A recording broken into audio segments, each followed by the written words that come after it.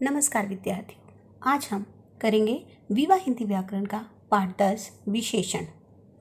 बच्चों, विशेषण का अर्थ होता है विशेषता बताने वाला शब्द, या हम कहें कि जो शब्द संज्ञा या सर्वनाम की विशेषता बताते हैं उन्हें विशेषण कहते हैं। या विशेषण की परिभाषा हम इस प्रकार भी पढ़ सकते हैं, जो शब्द संज्ञा या सर्वनाम के गुण, दोष, संख्या, मात्रा आदि का बोध कराते हैं उन्हें विशेषण कहते हैं। बच्चों, इस परिभाषा को हम इन उदाहरणों द्वारा समझने का प्रयत्न करते हैं। पहला उदाहरण, सुजाता ने पुस्तकालय से 2 किताबें खरीदी। यहाँ किताबें शब्द संज्ञा शब्द है। अगर हम इससे प्रश्न करते हैं कितनी किताबें ली, तो आता है 2। तो 2 जो है यहाँ पे विशेषण शब्द है किताबों के लिए। तो विशेषण शब्द संज्ञा की विशेषता को प्रकट कर रहा है, तो 2 शब्द विशेषण हुआ और किताबें संज्ञा शब्द है। दूसरे वाक्य में प्रधानाचार्य के साथ 4 अध्यापक खड़े हैं। यहाँ अध्यापक शब्द जो है वो संज्ञा है। अगर हम करते हैं अध्यापक खड़े, कितने अध्यापक खड़े हैं? 4। तो अध्यापक है 4, तो 4 शब्द जो है वो अध्यापकों की विशेषता को प्रकट कर रहा है। अध्यापक संज्ञा शब्द हुआ और 4 इसमें विशेषण हुआ। तीसरे वाक्य में ऊंचे पेड़ पर मत चढ़ो। पेड़ कैसा है? ऊंचा। पेड़ का गुण बता रहा है ऊंचा शब्द, कि पेड़ कैसा है? ऊंचा। तो ऊंचा जो है यहाँ पे पेड़ की विशेषता है, तो यहाँ पे ऊंचा शब्द विशेषण और पेड़ जो है वो संज्ञा शब्द है, तो इसलिए ऊंचा शब्द इसकी विशेषता बता रहा है, तो ऊंचा विशेषण और पेड़ संज्ञा शब्द है। तो इस प्रकार मुझे नीला स्वेटर पसंद है, तो यहाँ पे स्वेटर शब्द जो है वो संज्ञा है। स्वेटर कैसा है? नीला। नीला इसकी विशेषता है स्वेटर की, तो नीला हुआ विशेषण और स्वेटर जो हो गया वो संज्ञा शब्द हुआ। इस प्रकार जो शब्द संज्ञा या सर्वनाम की विशेषता को बताएंगे उन्हें विशेषण कहेंगे।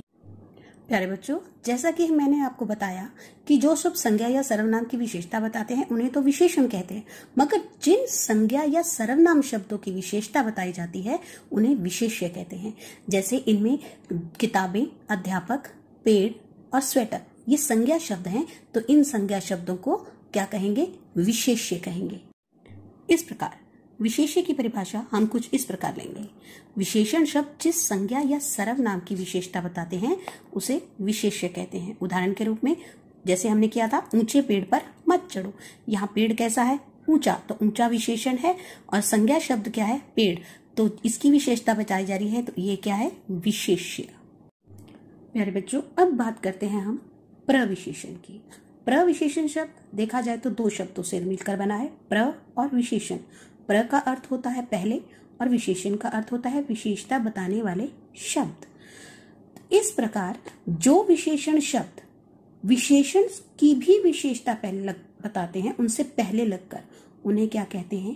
प्रविशेषण। जैसे एक वाक्य लिया, बिल्कुल सुनसान रास्ते पर मत चल। यहाँ पर संज्ञा कैसे क्या है? रास्ता। रास्ता से जब हम प्रश्न करते हैं तो रास्ता कैसा है? सुनसान। तो मतलब सुनसान शब्द जो है वो रास्ते की विशेषता को बता रहा है। इस प्रकार संज्ञा रास्ता हुआ और सुनसान जो हुआ विशेषण। मगर सुनसान कैसा सुनसान है? रास्ता बिल्कुल सुनसान। तो यहाँ पर विशेषण से पहले क्या लगा है? बिल्कुल। तो ये बिल्कुल शब्द है जो सुनसान की विशेषता को भी बढ़ा रहा है, तो बिल्कुल शब्द क्या होगा? प्रविशेषण। इसी प्रकार एक अन्य उदाहरण, रतन घोर परिश्रमी है। यहाँ पर संज्ञा शब्द है रतन। अगर हम रतन से प्रश्न करते हैं कि रतन कैसा है, तो उत्तर मिलता है परिश्रमी। तो मतलब रतन की विशेषता क्या है? परिश्रमी। तो ये विशेषण शब्द हुआ परिश्रमी। मगर परिश्रमी कैसा परिश्रमी है? घोर परिश्रमी है। तो ये विशेष घोर जो शब्द है विशेषण से पहले लग रहा है और इस विशेषण की भी विशेषता की बता रहा है, विशेषण की ही विशेषता को और अधिक बढ़ाकर बता रहा है, तो पहले लगने के कारण इसको क्या कहेंगे? प्रविशेषण। इस प्रकार कुछ प्रविशेषण शब्द हैं, अति, अत्यंत, बहुत, काफी, बड़ा, घोर, कम, बिल्कुल आदि। बस ध्यान इतना रहे कि विशेषण प्रविशेषण शब्द है वो विशेषण शब्दों से पहले लगकर उनकी विशेषता को बताते हैं। बच्चों, विशेषण के 4 भेद होते हैं। पहला गुणवाचक विशेषण, दूसरा संख्यावाचक विशेषण, तीसरा परिमाणवाचक विशेषण और चौथा सार्वनामिक विशेषण। सबसे पहले बात करते हैं हम गुणवाचक विशेषण की। बच्चे, गुण के अंतर्गत जो विशेषण गुणवाचक विशेषण के अंतर्गत जो विशेषण शब्द किसी संज्ञा या सर्वनाम के गुण, दोष, आकार, रंग, स्वाद, स्पर्श, दशा, काल, गंध जैसी विशेषताओं को बताते हैं उन्हें गुणवाचक विशेषण कहते हैं। हम इस परिभाषा को कुछ इन उदाहरणों द्वारा समझते हैं। जैसे ईमानदार व्यक्ति को सभी पसंद करते हैं। यहाँ व्यक्ति क्या है? संज्ञा, और उसका गुण क्या है? ईमानदार। तो इस प्रकार यह व्यक्ति का गुण है और यह गुणवाचक विशेषण आएगा। कौन सा? ईमानदार। अगला उदाहरण, दुष्ट नौकर को निकाल दो। यहाँ नौकर शब्द संज्ञा है, तो यहाँ संज्ञा का नौकर का क्या है उसमें विशेषता? दुष्ट, मगर वो क्या है? उसका एक दोष है, तो इसलिए यह भी गुणवाचक विशेषण के अंतर्गत आता है, दोष भी। तो इसे क्या है कहेंगे? गुणवाचक विशेषण। किसे? दुष्ट को। अगला उदाहरण, नर्स सफेद कपड़े पहनती है। यहाँ कपड़े संज्ञा शब्द की विशेषता क्या है? कपड़े कैसे हैं? सफेद। तो सफेद क्या है? रंग है कपड़ों का, तो ये रंग भी किसके अंतर्गत आता है? गुणवाचक विशेषण के अंतर्गत आता है। इसी प्रकार अंतिम उदाहरण लेते हैं, मुझे मीठे आम पसंद है। आम संज्ञा है, आम कैसे हैं? मीठे। तो मीठे जो है वो स्वाद के अंतर्गत आते हैं, तो स्वाद भी किसके अंतर्गत आता है? गुणवाचक विशेषण के अंतर्गत। इसी प्रकार इसीलिए कहा गया कि जो विशेषण शब्द गुण, दोष, आकार, रंग, स्वाद, स्पर्श, दशा, काल, गंध जैसी विशेषताओं को बताते हैं उन्हें गुणवाचक विशेषण कहते हैं। विशेषण का दूसरा भेद है संख्यावाचक विशेषण। बच्चों, संख्या का अर्थ होता है गिनती और वाचक का अर्थ होता है बताने वाले शब्द, और विशेषण का अर्थ तो वही विशेषता बताने वाले शब्द। तो संख्यावाचक विशेषण की परिभाषा क्या बनती है? संज्ञा या सर्वनाम शब्दों की संख्या का बोध कराने वाले शब्दों को संख्यावाचक विशेषण कहते हैं। अब संख्यावाचक विशेषण के अंतर्गत दो भेद होते हैं संख्यावाचक विशेषण के। पहला निश्चित संख्यावाचक विशेषण और दूसरा अनिश्चित संख्यावाचक विशेषण। निश्चित संख्यावाचक के अंतर्गत संज्ञा सर्वनाम की निश्चित संख्या बताने वाले शब्दों को निश्चित संख्यावाचक विशेषण कहते हैं, और जबकि जिनमें अनिश्चित संख्या मतलब संख्या का निश्चित संख्या का बोध नहीं कराते हुए जो सर्वनाम शब्द विशेषण शब्द संज्ञा या सर्वनाम की, उन्हें अनिश्चित संख्यावाचक विशेषण कहते हैं। उदाहरण के रूप में जैसे कक्षा में 40 विद्यार्थी हैं। 40 विद्यार्थी यहाँ पर संज्ञा है, विद्यार्थी कितने हैं? 40। तो यहाँ निश्चित संख्या बताई जा रही है विद्यार्थियों की, तो ये क्या हुआ? 40 शब्द क्या हुआ? निश्चित संख्यावाचक विशेषण। इसी प्रकार अगले उदाहरण में कक्षा में अनेक विद्यार्थी हैं। विद्यार्थियों की संख्या यहाँ बताई नहीं जा रही, मगर एक शब्द में पूर्ण कर दिया गया, अनेक विद्यार्थी। तो यहाँ पर अनेक शब्द क्या हो गया? अनिश्चित संख्यावाचक। इस प्रकार अगला उदाहरण हम ले सकते हैं, कल एक मरीज अस्पताल में मर गया। यहाँ पे मरीज शब्द जो है संज्ञा शब्द है। मरीज कितने हैं? एक। कितने मरीज मरे? एक। तो एक जो है वो निश्चित संख्यावाचक विशेषण हुआ। और इसी प्रकार कुछ मरीज के अंतर्गत कुछ शब्द जो हो गया मरीजों की संख्या को नहीं बता रहे। कल कुछ मरीज अस्पताल में मर गए, तो कुछ मरीज जो है कुछ शब्द जो है वो अनिश्चित संख्यावाचक विशेषण के अंतर्गत आएंगे। विशेषण का तीसरा भेद आता है परिमाणवाचक विशेषण। तो इस प्रकार जो परिमाण का अर्थ होता है बच्चों मापतोल या मात्रा। वाचक मतलब बताने वाले, परिमाण का मतलब मापतोल या मात्रा, वाचक मतलब विशेष बताने वाले, और विशेषण का मतलब विशेषता बताने वाले शब्द। तो इस प्रकार इसकी परिभाषा क्या बनती है? संज्ञा या सर्वनाम शब्दों की मात्रा या मापतोल का बोध कराने वाले शब्दों को परिमाणवाचक विशेषण कहते हैं। संख्यावाचक विशेषण शब्दों की तरह ही परिमाणवाचक विशेषण के भी दो भेद होते हैं।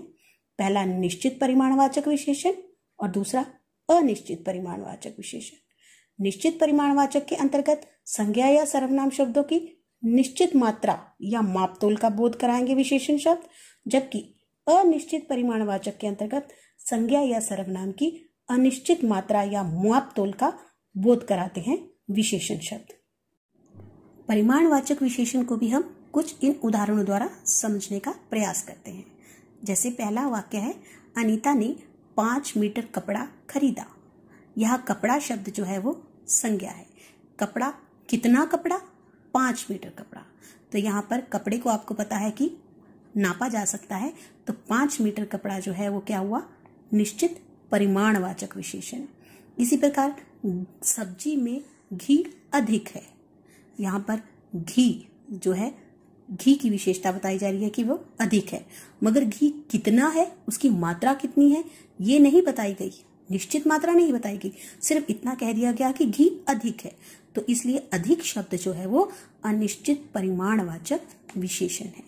इसी प्रकार एक और अन्य उदाहरण, पिताजी ने 1 किलो अंगूर खरीदे। यहाँ पर अंगूर कितने हैं, अंगूर की कितनी विशेषता क्या है कि वो 1 किलो है, मगर उस कितनी मात्रा है उनकी, 1 किलो। उसको तोला जा सकता है, अंगूरों को तोला गया है।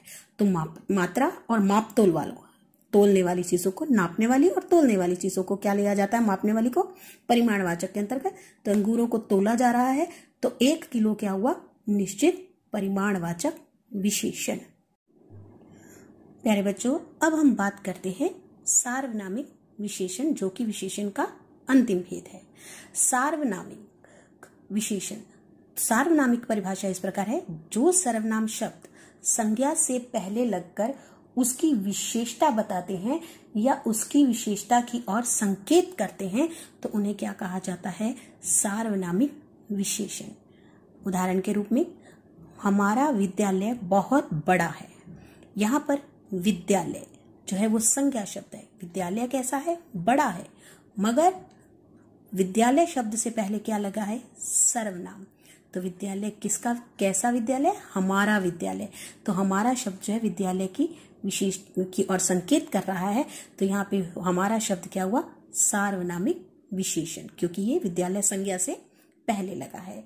इसी प्रकार यह लड़का मेरा भाई है, लड़का शब्द जो यहाँ पे है वो संज्ञा है, और संज्ञा से पहले क्या लगा है, यह, और यह जो है वो संज्ञा की ओर संकेत कर रहा है कि उसकी विशेषता को बता रहा है, प्रकट विशेषता की ओर ध्यान दे रहा, संकेत कर रहा है, तो यह शब्द क्या है, सार्वनामिक विशेषण।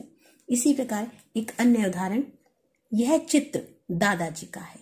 चित्र किसका है, दादाजी का है, विशेषता बताई जा रही है, मगर चित्र से पहले क्या लगा है, यह, और यह जो है वो शब्द संज्ञा की ओर इशारा करके उसकी विशेषता को बता रहा है, तो यह शब्द क्या हो गया, सार्वनामिक विशेषण। तो प्यारे बच्चों, इस वीडियो में हमने विशेषण किसे कहते हैं, इसके कितने भेद हैं, ये सब हमने विस्तार पूर्वक जाना और समझा।